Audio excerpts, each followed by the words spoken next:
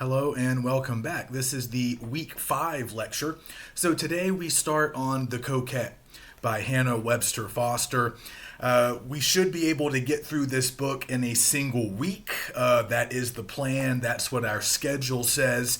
It's a pretty short novel, as you guys will notice. And even though it is obviously old-fashioned in terms of its language and maybe even its structure due to the time period in which it was written, I think you guys will find, and hopefully by the time you're watching this lecture, you've already gotten started and made some headway in the book, but I think you will find as you get moving that it's a pretty quick read.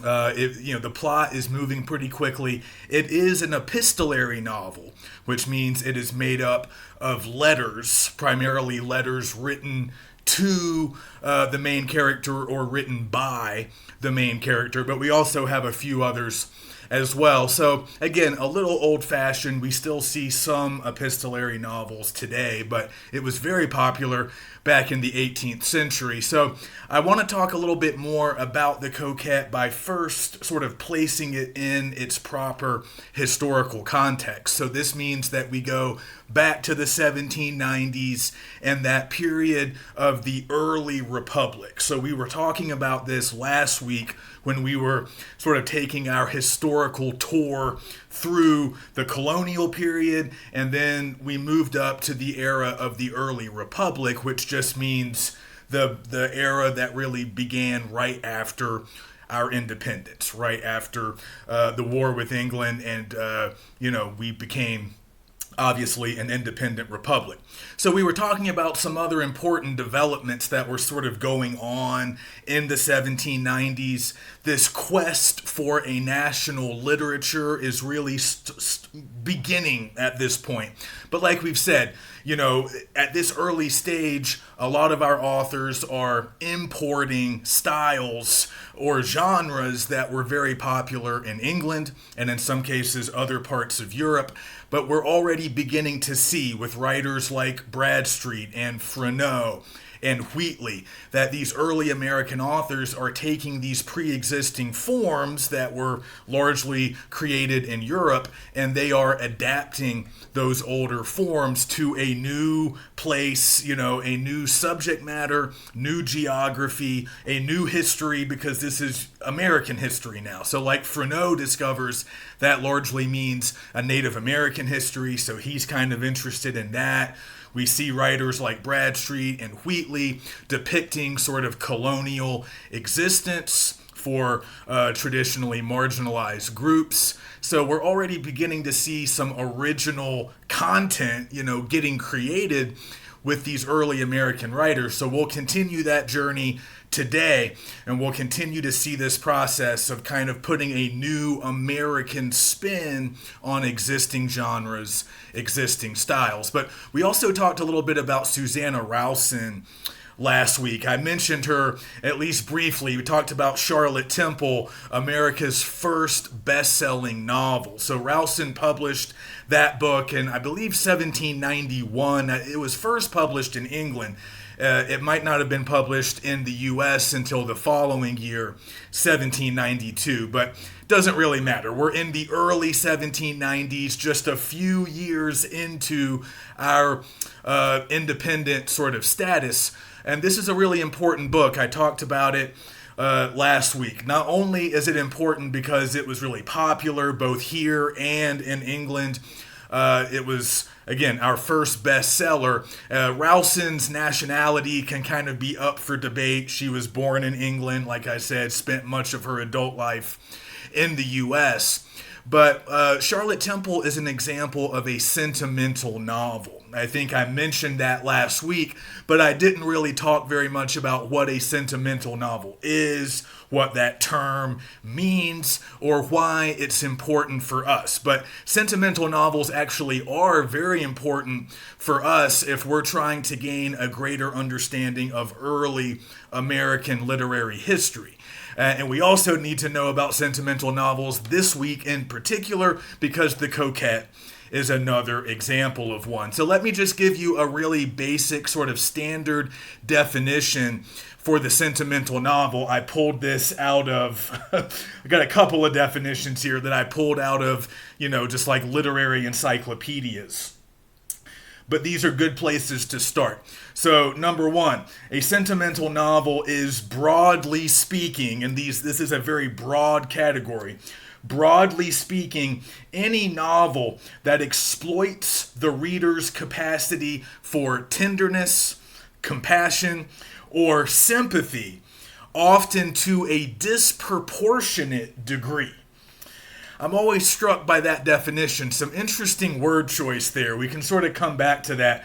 But if you're just thinking about the word sentiment, or to be sentimental, to be sentimental means to be susceptible to like a high degree of feeling or sort of high emotional pitch. So you are susceptible to feelings of tenderness, sadness, and sometimes nostalgia. That's what it means to be sentimental. So I think we'll notice, and we've heard this word before, maybe sometimes you've accused somebody else of being sentimental if they're sort of being sad or nostalgic about something, or maybe you have been accused of being sentimental. But I think it's interesting the way this word often gets used, both today and in previous eras. It often has a little bit of a negative connotation. A lot of times it's kind of viewed as maybe a bit of a bad thing to be sentimental, or we're often telling people maybe not to be sentimental. It doesn't always carry a positive meaning. And even in that first definition, notice that we're talking about novels that exploit readers' capacity for all of these various emotions: tenderness, compassion, sympathy. When taken individually, those are usually good emotions. We usually code those emotions as being good. It's good to be tender, at least sometimes, with people you're close to. It's good to have compassion. It's good to be sympathetic. But there's this notion that there's too much sentiment sometimes, right? These books are said to exploit the reader's capacity to feel these good emotions, and it's all done to a disproportionate degree. So even in that definition, there's a little bit of a negative connotation going along with these kinds of books. And here's another definition. Sentimental novels can be called emotionally extravagant. A type of novel that became popular in Europe in the late 18th century. They often exhibit a close connection between virtue and sensibility. But again, they're playing on these emotions of tenderness, compassion, sympathy. Oftentimes, the design is such that, readers are meant to feel those kinds of emotions for the protagonist, or some other main character. Often these books would feature protagonists, often female protagonists, who were overcoming various obstacles. They were experiencing various trials and tribulations. It's a really broad genre because, as you'll notice as we talk more about it, there can be a lot of different subject matters in sentimental novels. They didn't necessarily all have to be about the same stuff, but they had certain stylistic similarities that people noticed. But again, it's a very broad definition. Back in the 17 and 1800s, they were largely defined by their readership and their authorship. A lot of sentimental novels, though not all, a lot of them were written by women, and a lot of them featured, like I said, female protagonists. So often these female protagonists were really trying to navigate the very specific challenges that were, present for young women in particular back in this time period. They were often, trying to maintain their virtue while being sort of, courted or pursued by various men. They're looking for a good match. They're looking for a happy marriage. And often, like I said, there's various obstacles. There are, problems they have to work through. And there was often this sort of moral instruction quality to sentimental novels. Again, their readership was largely women, though again, not exclusively. Men read sentimental novels too, but they were often targeted towards a female readership, and particularly young women.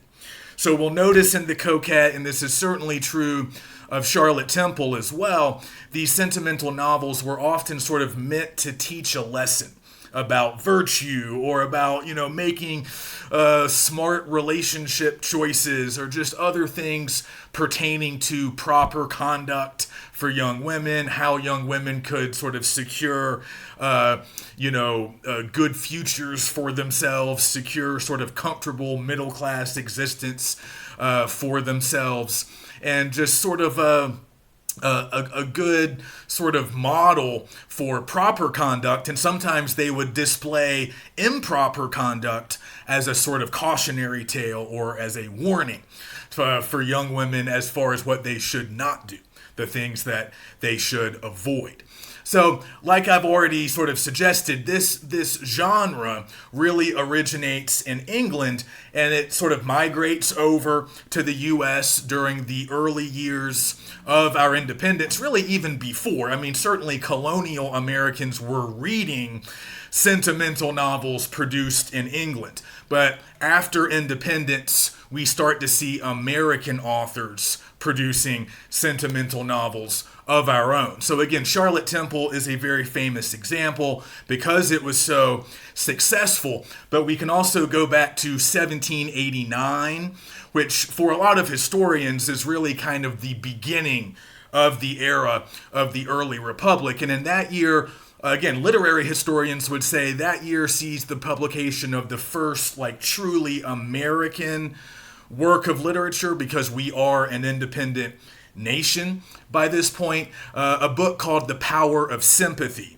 written by William Hill Brown. We are not reading that book, and we are not really spending a lot of time on it because, frankly, Brown was a hack writer. He wasn't very good.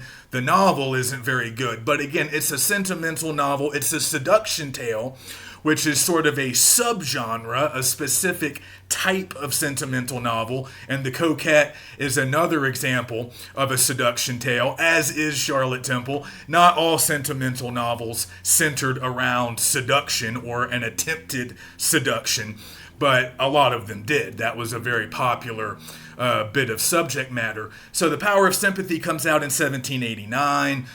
Charlotte Temple comes out 2 or 3 years later. And then The Coquette debuts, I believe, in 1797.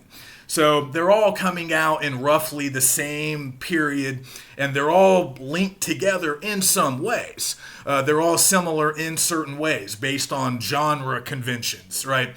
But the reason I picked The Coquette over Charlotte Temple, I never really considered The Power of Sympathy as an assigned text. But the reason I chose The Coquette is I think Foster is doing something a little bit different, a little bit more interesting with this tried and true, very familiar formula of the sentimental novel, and more specifically the seduction tale that had been around for decades. And again, they're sort of adapting it from the English model.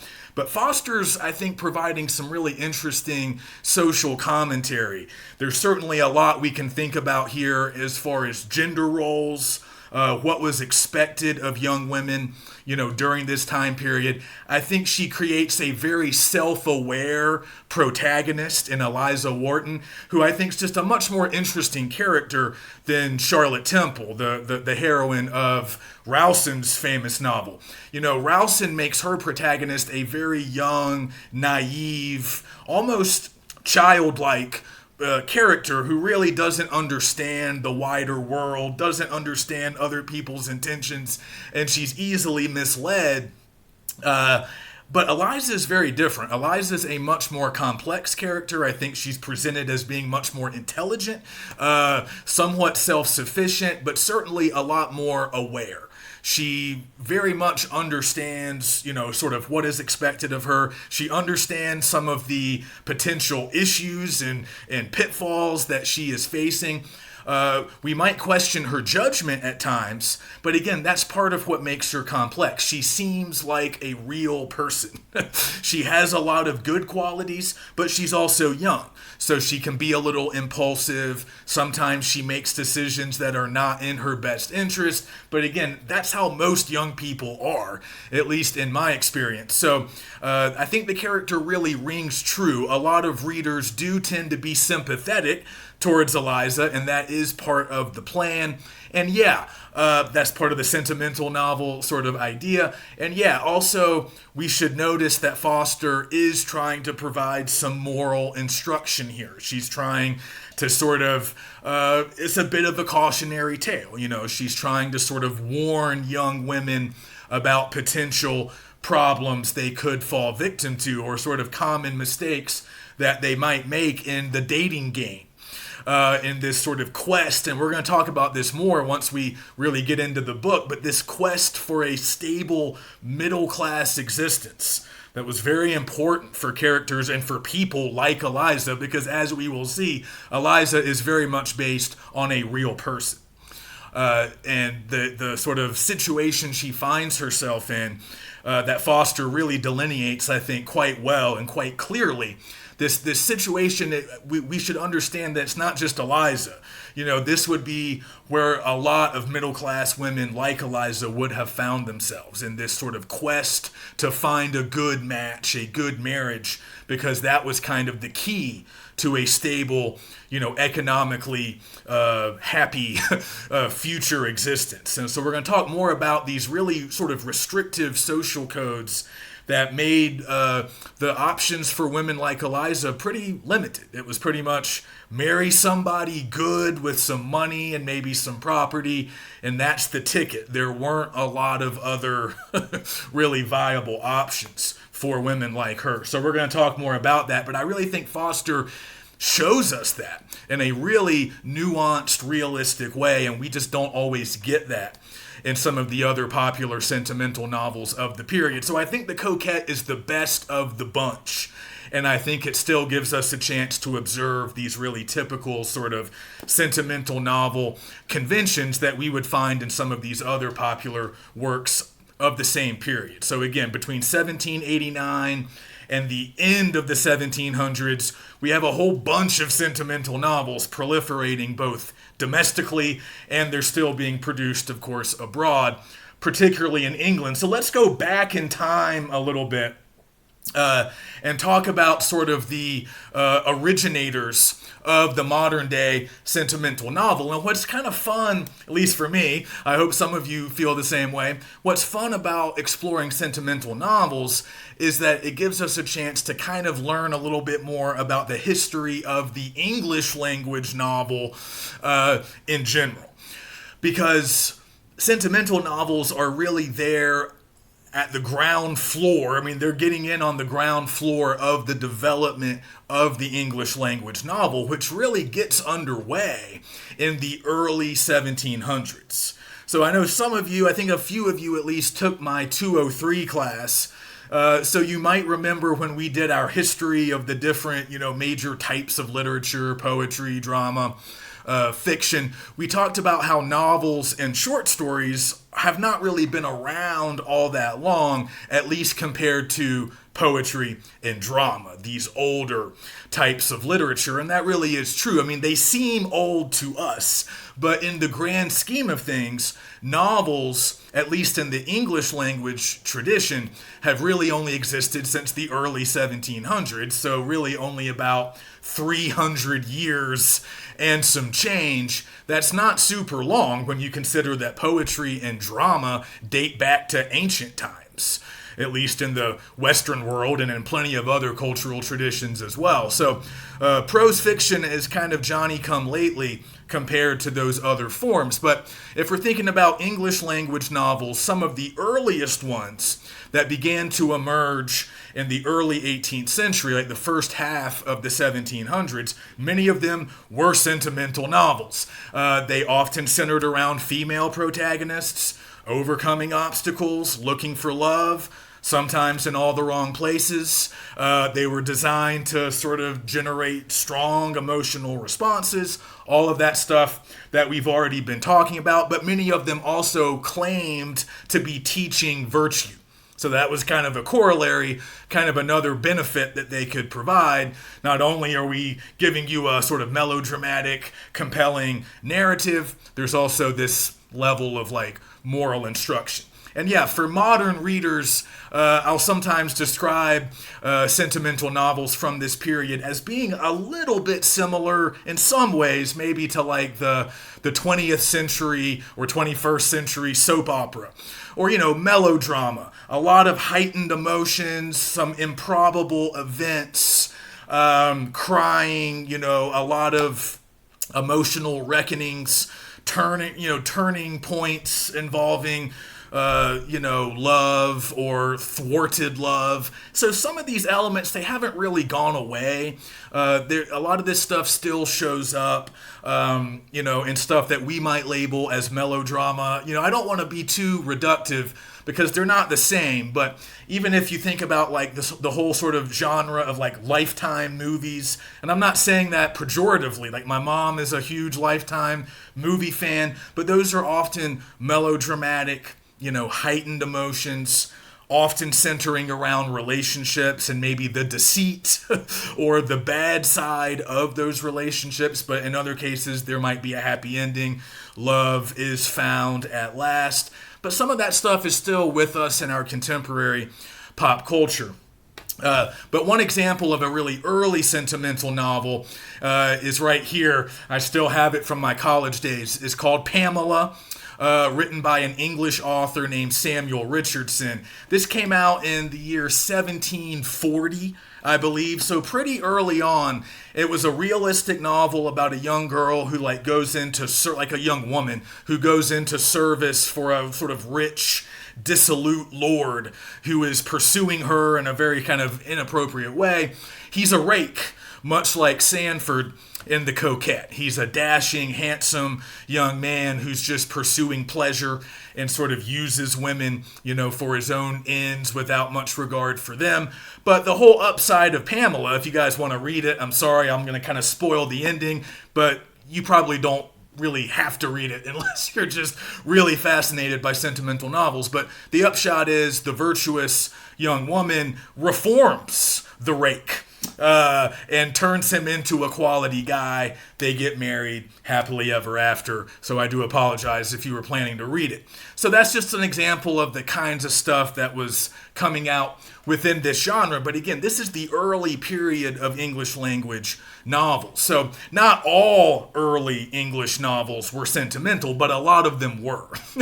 And another thing we have to know about this period, the early 1700s, as novels are first really getting produced in a sort of coherent, consistent way, another thing that's happening is newspapers are developing and sort of rising in popularity. So the modern newspaper, as we would recognize it, really comes into existence, again, talking about the English language tradition, really comes into existence kind of late 1600s, early 1700s, both in Great Britain and here in the U.S. So there's a historian, this guy Benedict Anderson. I think he's like a cultural historian. He wrote this really important book. Almost any grad student working with English, will have to read this book at some point. It's called Imagine Communities. And he talks about this sort of dual relationship between newspapers and early novels. And they're not the same, of course, right? Newspapers are supposed to be true and factual, whereas novels are usually understood to be fiction. At least that's how we understand it. But Anderson and other scholars point out that, people had to learn how to read newspapers and novels because they were kind of new forms of text. So there were a lot of similarities between them in these early days. A lot of novels would kind of borrow their style from newspapers because a lot of novels were trying to be realistic. They were trying to present stories that could be passed off as true. So this is another kind of weird thing that we have to understand about early novels. early novels are weird. And the way that people understood early novels is weird. Again, we sort of have to go back in time. We have to set aside our contemporary sensibility and kind of understand how strange it would have been in the early 1700s to read realistic prose that wasn't true. Because they didn't really have, readers at that time didn't have a precedent for that. They didn't really have a point of comparison. So like we said, poetry's been around forever. Drama has been around forever, like plays, But as novels began to emerge in England and other English-speaking parts of the world in the early 1700s, a lot of people took them to be true. They assumed that they were like newspapers because they often read a lot like newspapers. They were presenting events. They seemed to be pretty true to life. They were plausible stories. This is a really important distinction that scholars have made. There's a really good critic named Caroline Gallagher who's done this work with like sort of showing how people had to learn how to read novels. And she talks about this notion of fictionality and how it was kind of had to be learned. And she makes a distinction between plausible stories and fanciful stories. And she says that people back in the 1700s would have recognized fanciful stories as being fiction. So if they were reading poetry or if they were, reading like an ancient epic, which is technically poetry, there's a lot of fanciful events, things that don't happen every day, supernatural things or, monsters, gods coming down to earth. So those are fanciful events. So they would understand, oh, okay, this isn't real. Like this isn't supposed to be 100% fact-based, or at least we don't take it to be. So they would recognize those stories as fanciful. And back in the Middle Ages, there was some earlier prose fiction, prose being distinct from verse, which is poetry. So prose is what we find in novels and short stories. So, I mentioned chivalric romances when we were talking about Don Quixote, that early Spanish novel, and the main character loved to read chivalric romances from the Middle Ages. And sometimes those were written in prose. Sometimes they were written in verse, but again, they were fanciful. So if you were reading a prose medieval chivalric romance, you would recognize that it was fiction because it was about knights and damsels and dragons and a lot of stuff that did not seem realistic.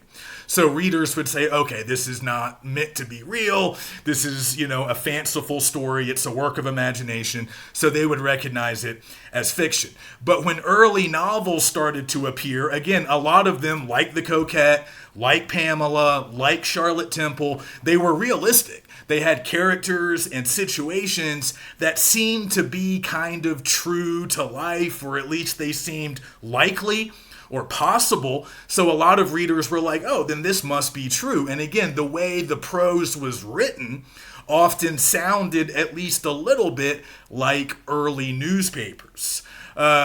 So that was the way a lot of early readers understood novels. But what's really kind of interesting is that some early novelists kind of leaned into that.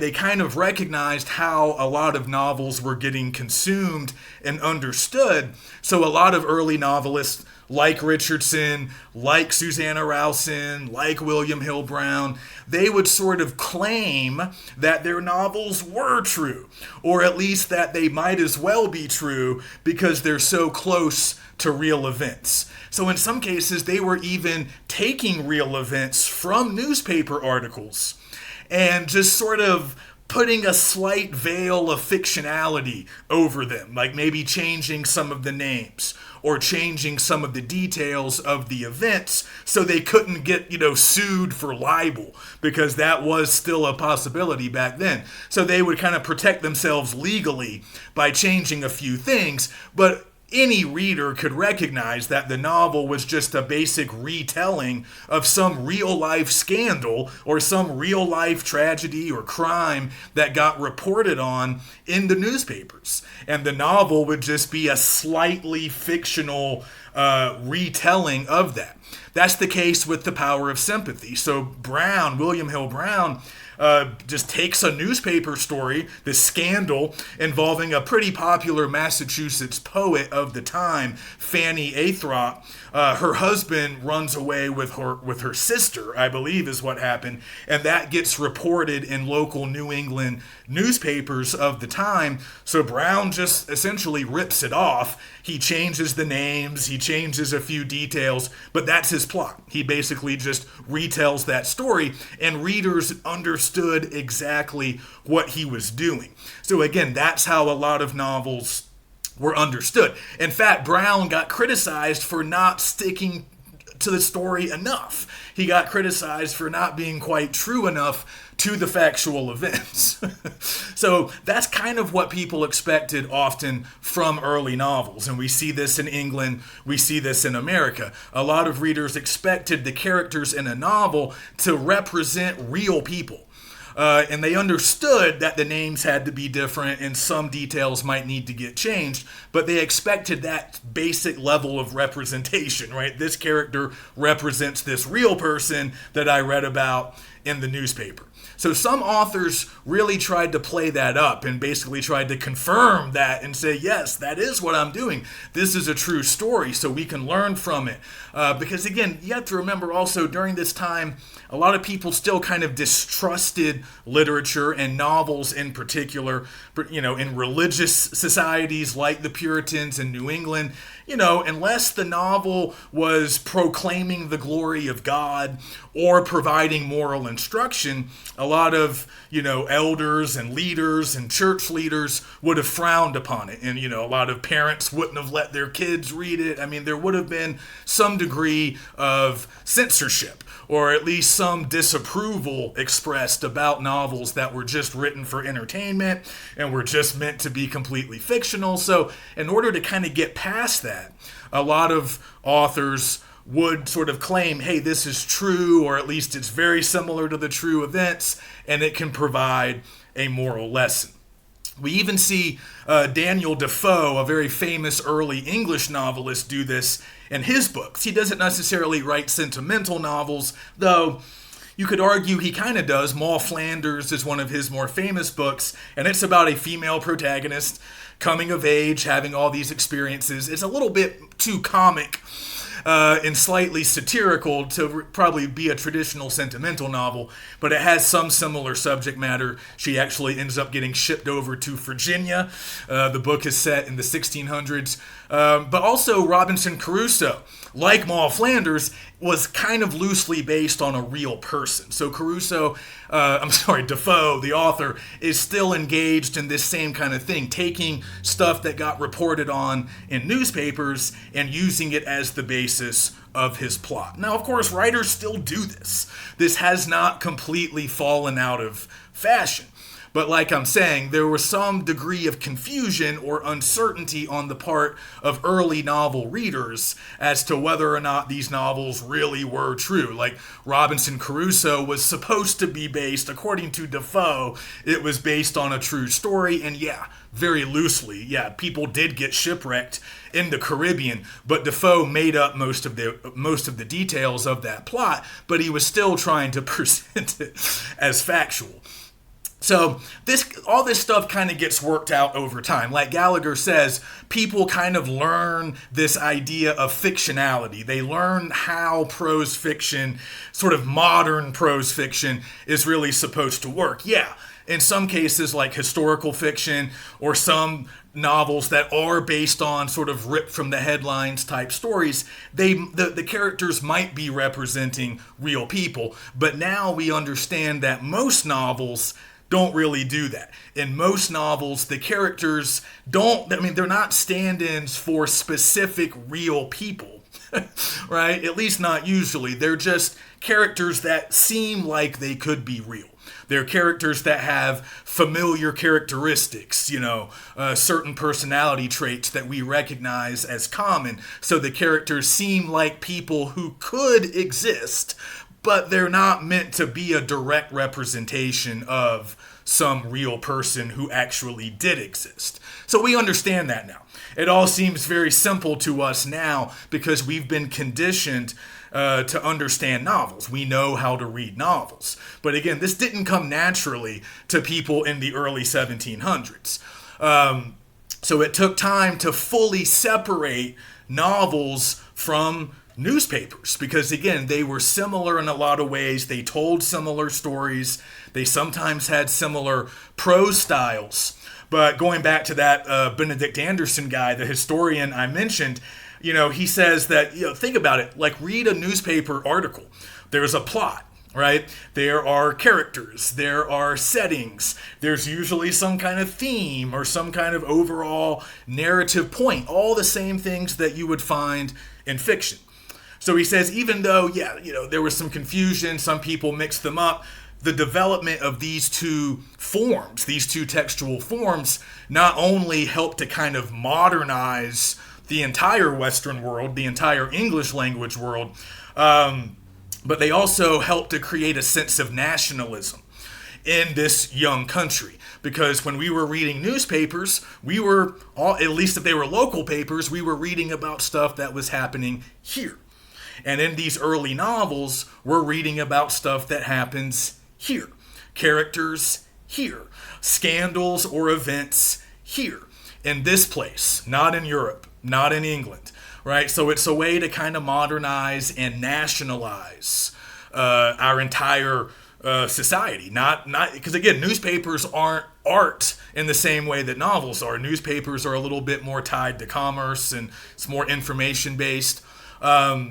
But again, the development of this art and this sort of what we might think of as like modern journalism, those twin developments help to create a sense of American identity. A sense that, hey, we belong to this specific place. We have events and characters and things that are unique to us, and we all share it. That's another thing Anderson talks about. He says it, for a person to sit in New York and read the same newspaper that a person in South Carolina is reading or somebody in the Midwest is reading, like that has a real impact. And it's the same with the popular novel, right? Those kinds of texts transcend a lot of differences between people. It transcends geography. It might transcend certain class or economic differences. As long as you're literate and you have access, and newspapers, most people did certainly have access, and even a lot of novels were pretty cheap. Everybody can read this stuff, and we can share a national consciousness. We're all kind of plugged in together, no matter where we are in this sprawling new nation. Of course, it wasn't as big back then, but still pretty big. Bigger than England, certainly. Okay, so that's just a little bit of historical context to kind of better understand what's going on both with the early days of novels and just how people understood novels. So again, Foster's very much a part of this early tradition. The story that she's telling here is largely taken from a newspaper account of a real-life woman who goes through many experiences that are quite similar to Eliza. Even the initials are the same. So the real-life person was named Elizabeth Whitman. And here in the novel, we have Eliza Wharton. So different names, but the same initials. And Whitman, I believe, was in Connecticut, but there were probably newspaper stories about her throughout New England. Foster was a native of Connecticut, I believe. She might have spent some time in Massachusetts or Connecticut. I might be getting them confused, but she almost certainly read newspaper articles about Whitman and what happened to Elizabeth Whitman. So clearly that forms the basis of the plot here. But again, we should notice that Foster, she's just a better artist than somebody like Brown, who really didn't change a whole lot. He just used the newspaper story as his plot pretty much completely. But Foster imagines a lot because the real life Whitman, she was seduced, kind of ran away from home. It was a big scandal, but I don't believe the identity of her seducer was ever discovered. There were a lot of theories, kind of like, contemporary celebrity culture that we see today. People online, they have different theories about, some scandal or melodramatic thing. And of course, in the case of Whitman, it was actually quite tragic. I don't want to dismiss it as just melodrama. But the identity of the man was never definitively revealed. Different people thought it was different real life men. But because of that, because there were a lot of blank spaces in Whitman's story, that's really where Foster shines. She steps in and creates a whole cast of characters that are largely her own creation. To sort of fill in the gaps and create a richer, more detailed story, to kind of accompany Eliza as a character, because clearly Eliza is based on this real person, but the larger sort of fictive universe that she lives in is, of course, based on reality, but it's largely created and sort of shaped and molded by Foster. But again, it's meant to be realistic. It's meant to be an accurate portrait of how society really was in 1780s and 1790s Connecticut. The novel is set in Connecticut.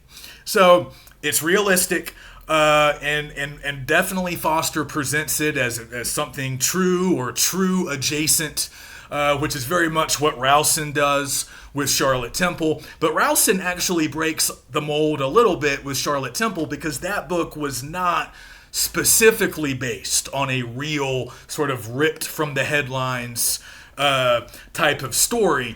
But again, she presented it as something that was very close to true. Like, I'm changing a few things, but I've seen these very events play out. I've known people like Charlotte. So again, presenting it as mostly true and presenting it as moral instruction. So the Coquette is doing a lot of those same things, but because Foster creates a more self-aware protagonist, because she creates, in my opinion at least, a far more complicated and well-drawn and sort of nuanced social situation that Eliza finds herself in.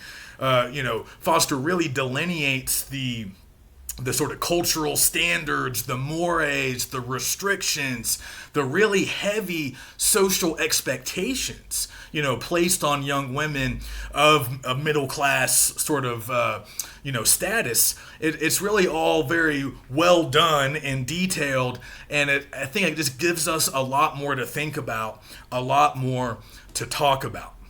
So I think we should go ahead and stop part 1 here. I know last week both part 1 and part 2 were quite long, so I'll try to cut you guys a little bit of slack this week. We'll end part 1. I think that's a good enough introduction to the novel, and then we'll come back in part 2 and actually start talking about the novel itself.